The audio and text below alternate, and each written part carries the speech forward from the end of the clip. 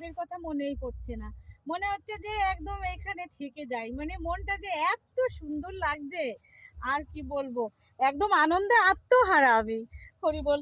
এই যে যে শাক, এই যে কলাই শাক, কি সুন্দর ফুল হয়ে রয়েছে এই কলাই শাকগুলো, আহা ল্যাটা মাছ দিয়ে ঘন্ট করলে সে যে কি স্বাদ, সে প্রচন্ড স্বাদ, সে আর ভাষায় প্রকাশ করা যাবে না।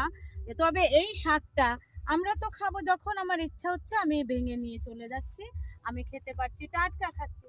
কিন্তু হরি বলে এই গাছটা যখন, এই কলাই শাকটা যখন কলকাতার দিক পৌঁছাচ্ছে, তখন যে শাকটার কি অবস্থা হচ্ছে, আহারে সেই শাকের, এই যে যে টাটকা শাক আমরা তুলে যে স্বাদে খাই, এই স্বাদটা তো আর পাওয়া যায় না।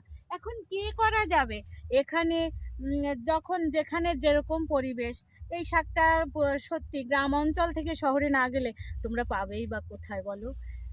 খুব